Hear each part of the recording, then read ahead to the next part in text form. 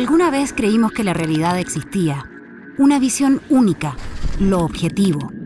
Sin embargo, la ciencia nos ha demostrado que nuestra construcción de la realidad siempre ha estado mediada por nuestro cerebro, nuestros padres, los medios, el gobierno.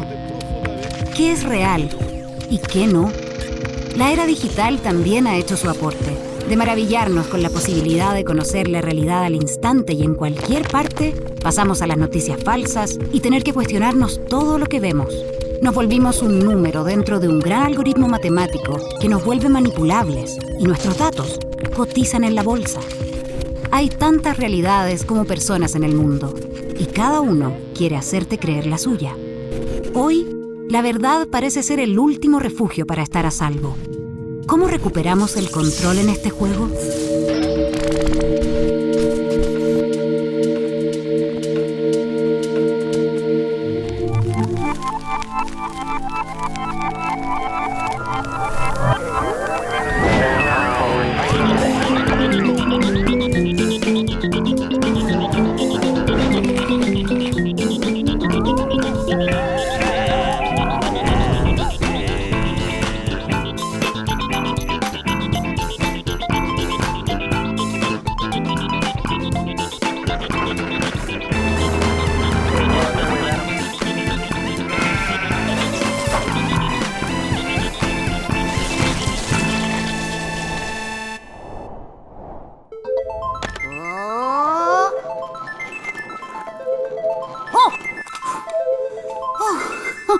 De verdad pensé que iba a chocar con eso. El desarrollo científico nos ha permitido entender que todo lo que percibimos como realidad es una construcción de nuestro cerebro. Y tecnologías como esta se aprovechan de eso y juegan con él para llevarnos, por ejemplo, a convivir con alienígenas de otro planeta o a un concierto de Elvis. Entendiendo eso, ¿llegará el momento en que nuestro cerebro sea totalmente engañado por la tecnología?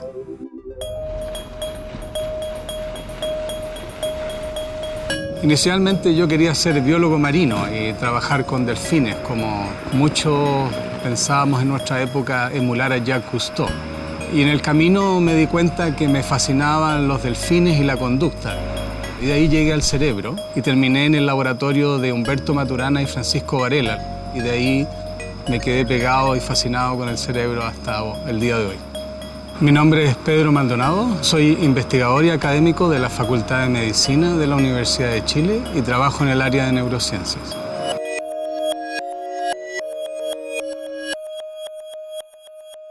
Durante muchas décadas en la neurociencia habíamos considerado que el cerebro era un órgano que era capaz de responder a estímulos del medio y era capaz de capturar los rasgos físicos de nuestro entorno y adentro del cerebro reconstruir este mundo que experimentamos.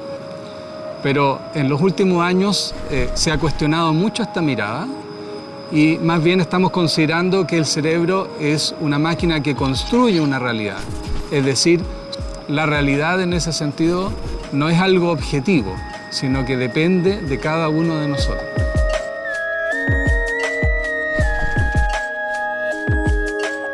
El gran cambio de paradigma que ha ocurrido en los últimos años es entender que lo que le pasa al cerebro y lo que nos pasa como experiencia no es una captura de la realidad, sino que es una construcción. De alguna manera, entonces, estamos entendiendo diferentes sistemas nerviosos en que ahora el cerebro tiene un rol activo en construir esa realidad y no ser simplemente un receptor pasivo de lo que ocurre en el mundo.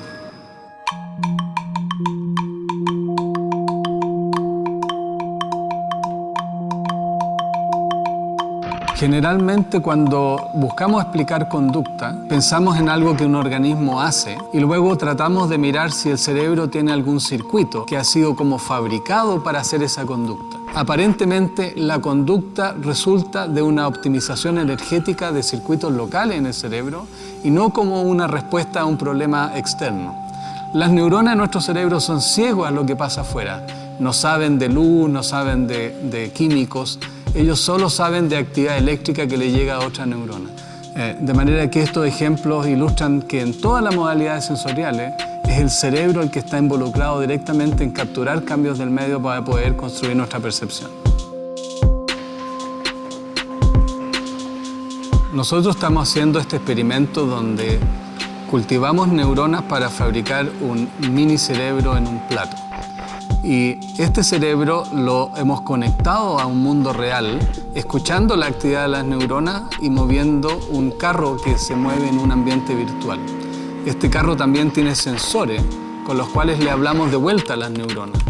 Y por lo tanto estas neuronas están en un cerebro de una manera parecida a lo que podríamos estar en nuestro propio cerebro. Se interactúa con el mundo, moviendo cosas y sensando otras.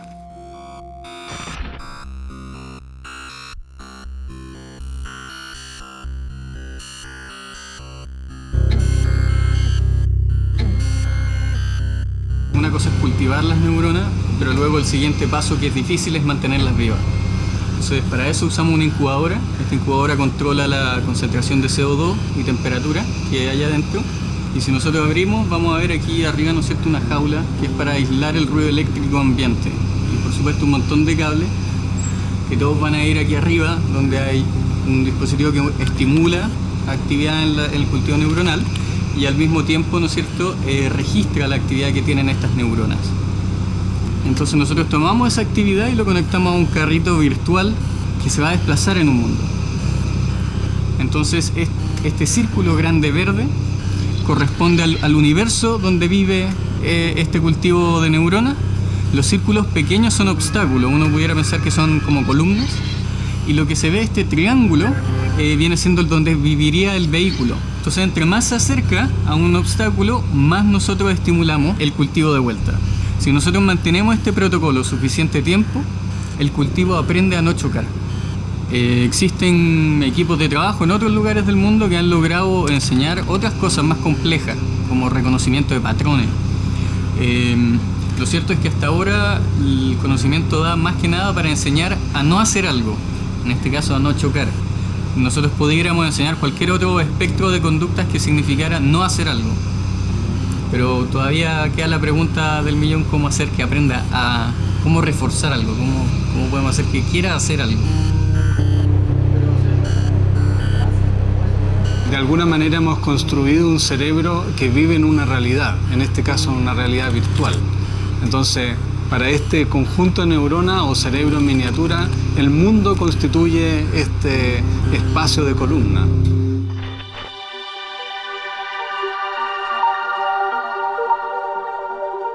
El cerebro, en esta sofisticación particularmente que tenemos los humanos, es capaz de hacer estas simulaciones mentales. Si ustedes, yo les pido ahora que de alguna manera piensen qué es lo que va a pasar a las 6 de la tarde hoy, su cerebro engancha en una simulación y va a activar la cosa visual, y van a visualizar lo que ocurre y escuchar lo que ocurre, y todo eso es una simulación mental. Pero su cerebro hace esas cosas y no sabe si está viviendo eso o es una simulación. Es importante que, si uno considera que nuestra percepción y la construcción de nuestro mundo es algo que hace el cerebro con la interacción que tiene, y que esto ocurre a través de los sentidos, en principio el cerebro podría caer en una percepción que está desacoplada con la realidad. Y esto perfectamente ocurre en nuestro cerebro, de manera que la realidad virtual va a ser una experiencia que es casi indistinguible de la realidad acoplada al mundo físico. De manera que es esperable que mientras más se sofistiquen la tecnología para evocar en nosotros estímulos que se parecen a la realidad, la vamos a experimentar cada vez más como una realidad.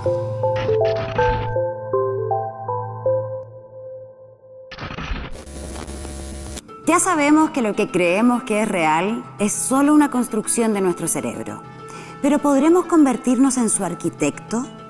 ¿Insertar un recuerdo que nunca ocurrió o eliminar esa vez que te patearon? Nuestro cerebro es un laberinto de misterios.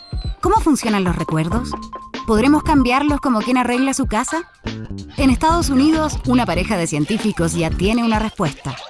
A través de un rayo láser conectado al cerebro de un ratón, pudieron activar y desactivar las células asociadas a los recuerdos. De llegar a los mismos resultados en humanos, podríamos revivir nuestros recuerdos o incluso implantar uno falso. ¿Seguiremos siendo dueños de nuestras mentes? ¿O podrá llegar un hacker a alterarlas? Desde el proyecto Brain, que trabaja en crear el primer mapa del cerebro, indican que habría que establecer un nuevo derecho humano, la neuroprotección. Nuestro cerebro está dejando de ser una pieza oscura y más temprano que tarde podremos hacer con él cosas que pensábamos imposibles.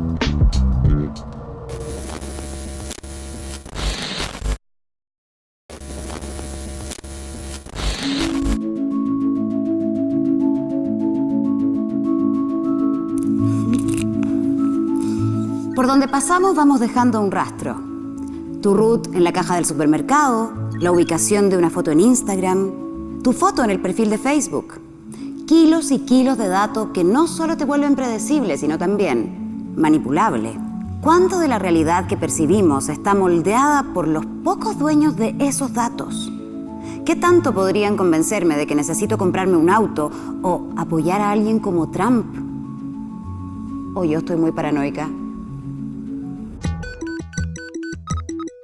Cuando se creó Internet, solo unos pocos privilegiados podían tener acceso a ella.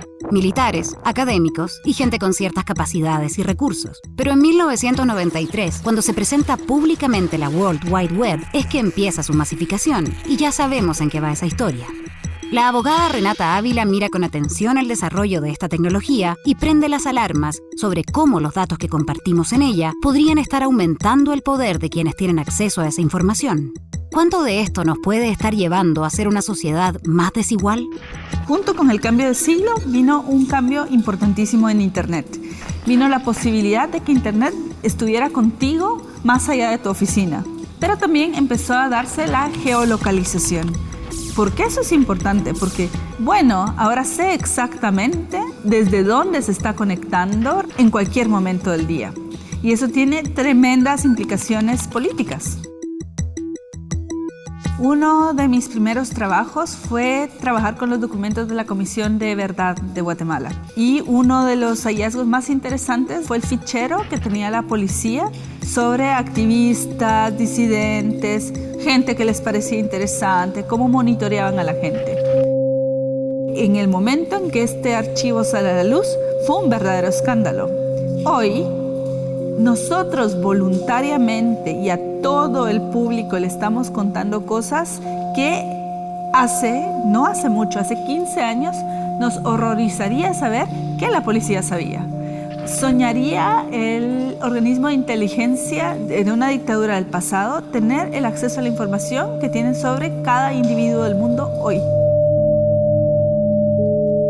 Si yo quiero saber quiénes son católicos o quiénes tienen ciertas preferencias sexuales para manipularlos para mis fines, lo voy a poder hacer. Internet surge como un proyecto militar para control y yo diría que hoy, 2019, está consolidado como un instrumento global de control y hegemonía política. Presidentes que tienen negocios de inmigración ilegal, candidatas que venden armas al terrorismo y parlamentarias que quieren legalizar la pedofilia. Tranquilos, son noticias falsas. Algunas de las que se han esparcido para agitar la agenda política de varios países del mundo, y en algunos casos fueron clave en el resultado de las elecciones. Si bien todos podríamos estar en contra de las noticias falsas, tampoco nos gusta cuando nos dicen que estamos equivocados, ¿no? Esto ha hecho surgir un nuevo concepto, la autoverdad. El concepto de autoverdad es básicamente ese rechazar los datos que se me presentan y tratar de asegurar mi posición buscando, atrayendo a más elementos que refuercen ese miedo o que refuercen esa furia o que refuercen esa actitud social o antisocial. Entonces, ¿qué pasa con estos generadores de noticias falsas? Ellos quieren la máxima atención de la gente, quieren como que el máximo posible de personas caiga. Entonces, lo que ellos buscan es orbitar cerca de aquellas personas que precisamente están enfocadas en estas preconcepciones y tratan de acumular el máximo posible, de ser lo suficientemente atractivos como un imán para que caigan en esas autoverdades. Estamos en la época de las campañas políticas más baratas de la historia. porque nunca antes se pudo alcanzar a tantas personas en tiempo real con tan pocos recursos. Entonces eso cambia todo.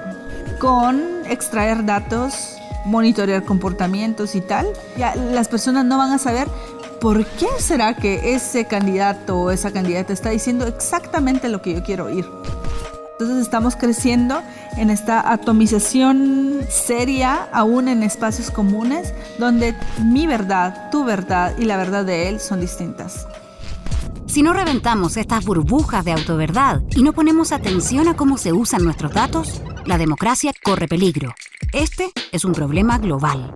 Renata propone un nuevo pacto sobre el uso de datos, donde la solución podría venir del sur del mundo. Hoy hemos delegado en 5 compañías de Silicon Valley tareas de infraestructura básica. La infraestructura de la información de los países ya no es controlada por los países. Si algo falla o si esas compañías quieren, con una sanción, se llevan la economía entera de un país. Entonces, esa es la dimensión. Pequeñas compañías de 25,000 empleados hoy son más poderosas que democracias de 200 millones de habitantes. El momento de definir el futuro es ahora. Necesitamos un nuevo pacto sobre nuestros datos y ese es el punto de partida. ¿Será que es tecnología la respuesta o será que tenemos que apuntar a políticas públicas y a este nuevo pacto de los datos que nos devuelva el control de las cuestiones que teníamos, al menos en la época electoral? ¿Será que lo que corresponde es que las autoridades electorales declaren apagón de Facebook en época de campaña? Y entonces creo que se pueden crear interesantes mecanismos de colaboración, solidaridad y exploración de las soluciones, donde el problema viene del norte global, pero la respuesta puede venir del sur. Esa es mi utopía, y el sueño sería que, como por ejemplo Chile contribuyó a desarrollar el concepto de justicia universal, el próximo concepto, la próxima solución al problema que tenemos democracia y datos, democracia y tecnología, democracia y verdad, pueda venir de esta región y que podamos aportar al mundo esta solución.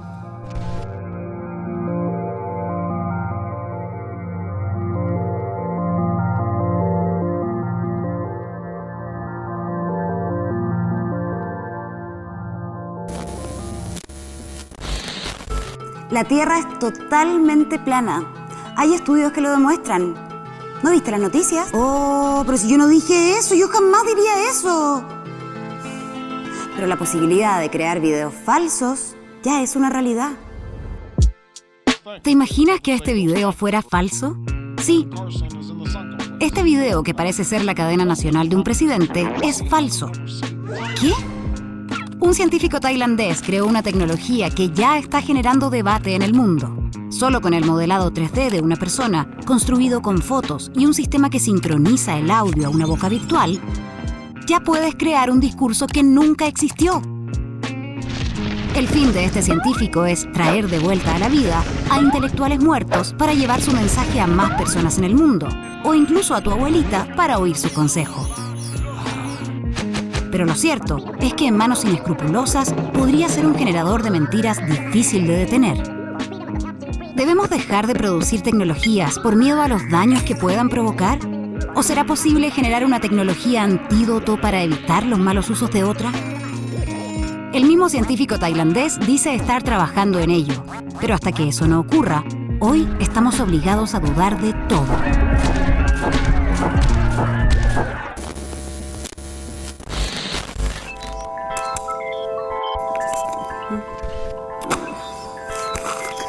Siempre me han costado los números.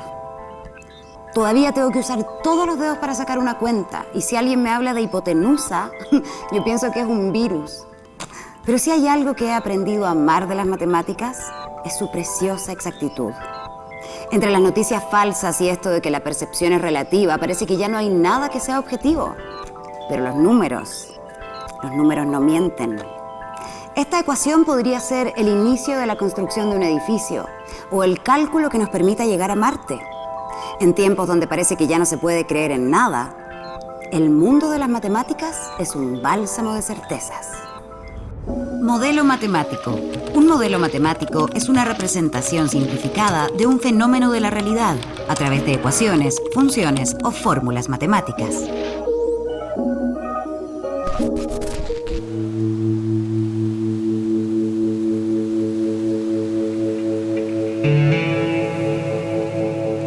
Hay riesgos con la tecnología y bueno, y sin irse a cosas tan graves, el hecho de que tengamos tantas más posibilidades gracias a la tecnología y gracias al desarrollo cultural y social, dedicar nuestro tiempo a tantas cosas pues también nos puede distraer y nos puede dispersar de lo que es importante. Entonces es una pregunta que cobra mucha relevancia, cómo en medio de tantas posibilidades llevar una vida simple y volver a lo esencial y llevar una vida en donde uno se sienta realizado, en donde uno sienta que hace cosas que tienen sentido, porque discernir entre una cantidad mayor de opciones se hace más complejo.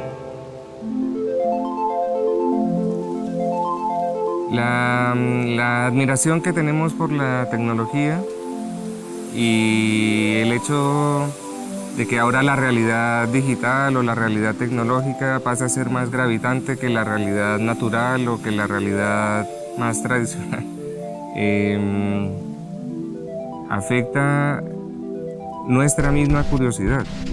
Muchas veces lo que causa curiosidad es lo que tenga más desarrollo tecnológico, pero de repente el hombre parece estar, sobre todo en la ciudad, cada vez más alejado de la realidad, cada vez menos con los pies en la tierra, y ya no es lo que tiene en su entorno lo que necesariamente le produce curiosidad, ya no es la naturaleza o lo natural lo que le llama la atención, y eso es un peligro porque afecta nuestra capacidad, por ejemplo, después de hacer ciencia, porque si la ciencia surge desde esa curiosidad, entonces, ¿qué tipo de ciencia hacemos?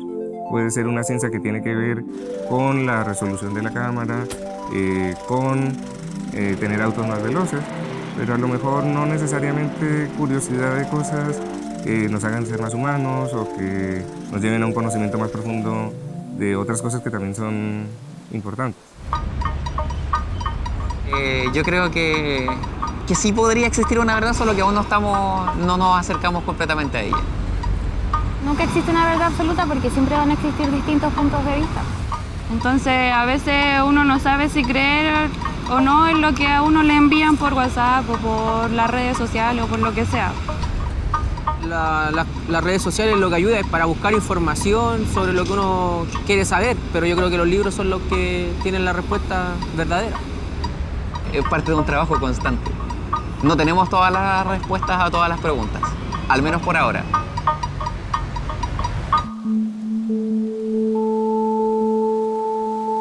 Algo que me fascina de las matemáticas es que nos permite ver más allá de lo que podemos ver y tocar. O sea, las matemáticas son como unos anteojos que nos permiten ver ciertas cosas de la realidad que de otra manera no podríamos ver. En la extracción de gas y petróleo, por poner un ejemplo, intervienen mucho las matemáticas. En la extracción de gas y petróleo trabajan geólogos, trabajan ingenieros, y los geólogos elaboran modelos para tratar de predecir qué tanto petróleo, qué tanto gas hay en distintos reservorios. Entonces, no podemos meternos 20 y 30 metros de profundidad a ver cuánto petróleo hay. Estamos completamente a ciegas. Pero las matemáticas nos permiten adivinar la forma del reservorio y cuánto petróleo hay. Y eso de permitirme ver algo que está más allá de lo que puedo ver y tocar, ya acerca mucho a la matemática hacia la filosofía. Porque eso que está más allá de la física es precisamente lo que se llama metafísica. Uno de los mayores encantos de la matemática es que nos acerca a verdades que en realidad son eternas. El teorema de Pitágoras fue demostrado por Pitágoras hace miles de años. Fue probablemente sabido y usado por los babilonios y los asirios y los egipcios mucho antes de Pitágoras. Ellos sabían que era cierto aunque no lo hubieran demostrado. Y es cierto y seguirá siendo cierto para siempre y seguirá siendo cierto aún si la humanidad dejara de existir. Que Platón consideraba que las matemáticas eran muy valiosas en parte por eso, porque nos permitían tener la experiencia de la existencia de verdades eternas. Que tal vez era más importante el valor moral de las matemáticas, porque para Platón era muy importante, por ejemplo, la discusión sobre la ética, la discusión sobre el bien y el mal, la discusión sobre llevar una vida que tenga sentido, y para él tiene que ver con regirse por tratar de apuntar la vida hacia cosas que sean más trascendentes y más eternas.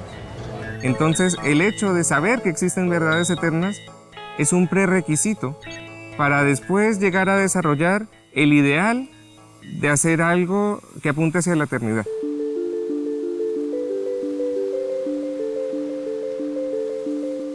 Las matemáticas son útiles y pueden ayudar a resolver problemas reales, pero la realidad también puede motivar problemas muy interesantes y muy estimulantes de matemática pura.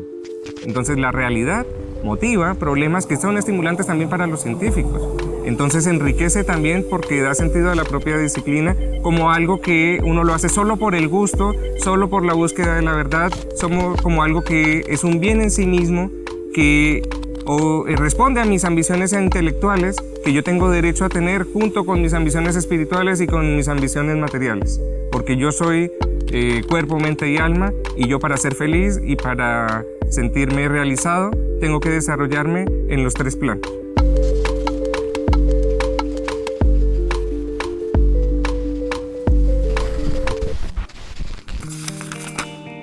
No, los países serios no se están saliendo de la ONU. No, las vacunas no provocan autismo. No, nadie se va a morir si no reenvías esto a todos tus contactos. Todos hemos creído en algo absurdo alguna vez. Por eso es tan importante cuestionar la realidad que se nos presenta. Hoy ya no basta con ser un receptor pasivo.